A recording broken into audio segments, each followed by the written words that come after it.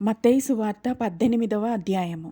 మీలో ప్రతివాడు తన సహోదరుని హృదయపూర్వకంగా క్షమించని ఎడల నా పరలోకపు తండ్రియు ఆ ప్రకారమే మీ ఎడల చేయుననెను. ఈ వచనము 35వ వచనము. నీ సహోదరుడు అంటే కుటుంబంలో ఉన్న వ్యక్తి అయినా కావచ్చు, లేదా దేవుని సార్వత్రిక సంఘంలో ఉన్న వ్యక్తి అయినా కావచ్చు. ఆ వ్యక్తి నీకు వ్యతిరేకంగా నీ ఎడల తప్పు చేస్తే, అంటే నీకు ప్రత్యక్షంగా అయినా పరోక్షంగా అయినా హాని కలిగిస్తే ఆ వ్యక్తిని నీవు గద్దించాలి. అయినా నీ మాట వినకపోతే 2-3 సాక్షులతో కలిసి మరలా ఆ వ్యక్తిని సరిచేయడానికి ప్రయత్నించాలి. అయినా వినకపోతే దేవుని సంఘంలో ఉంటూ కూడా పరిశుద్ధుల సహవాసానికి, దేవుని సంఘానికి వ్యతిరేకంగా ఆ వ్యక్తి చేసిన తప్పుల్నే చేస్తూ ఉంటే, విశ్వాసికి తగిన జీవితాన్ని అతడు కలిగి ఉండకపోతే, మాట వినని వాడై ఉంటే దేవుని వాక్యం తెలియజేస్తుంది, అటువంటి వారిని విడిచిపెట్టాలి, మరింక వారి జోలికి వెళ్ళకూడదు. ఈ సందర్భం చెప్పబడిన వెంటనే మనకు భూమి మీద దేనినైనా బంధించే అధికారాన్ని గురించి ప్రభువు తెలియజేస్తూ ఉన్నాడు.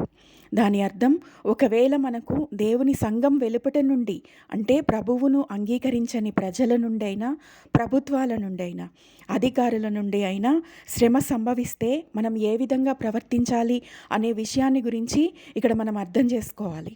అటువంటి పరిస్థితులలో సహోదరులు ఏకీభవించి ప్రభువును మన అవసరతల కొరకు పరలోకమందున్న తండ్రిని వేడుకోవాలి.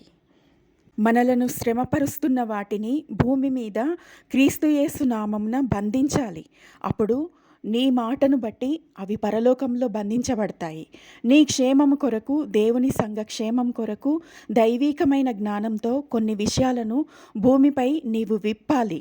అప్పుడు పరలోకంలో అవి నీ కొరకు, మన కొరకు విప్పబడతాయి, అనుగ్రహించబడతాయి. ఎందుకంటే ఎక్కడ 2-3 నా నామం పేరిట సహవాసంగా ఉంటారో అక్కడ వారి మధ్య నేనుంటాను అని, ఇవన్నీ నా నామమున మీరు జరిగిస్తారని ప్రభువైన యేసు తెలియజేస్తూ ఉన్నాడు. ప్రభువు ఇంకా ఇలా చెప్తూ ఉన్నాడు, పరలోకంలో కూడా గొప్పవారు ఉంటారు, అల్పులు ఉంటారు. అసలు పరలోకంలోనికి ఎవరు వెళ్తారు అంటే, ఆయన నామం పేరిట మార్పు చెంది రక్షించబడి బిడ్డల వంటి వారైతేనే కానీ పరలోక రాజ్యంలో ప్రవేశించరు. ఒక బిడ్డ మనసు పవిత్రంగా ఉంటుంది, కల్లా కపటం లేకుండా ఉంటుంది. చంటి బిడ్డలకు హెచ్చించుకోవడం తెలీదు, ఎప్పుడూ ఆనందంతో కల్మషం తెలియక ఉంటారు.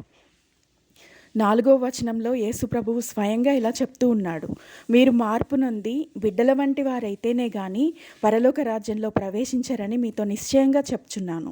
కాగా ఈ బిడ్డ వలె తన్ను తాను తగ్గించుకుని వాడెవడో వాడే పరలోక రాజ్యంలో గొప్పవాడు. కాబట్టి ప్రభువు చెప్పిన ప్రకారం మనం నిత్యము స్వపరీక్ష చేసుకుంటూ ఉండాలి. పరుల జోలికి వెళ్లకుండా మనల్ని మనం ఒక బిడ్డ వలె దేవుని పట్ల, మనుషుల పట్ల కపటం లేని ప్రేమతోనూ తగ్గింపుతోనూ జీవిస్తూ దేవుని కృపను పొందుకుందుముగాక. ఆమెన్.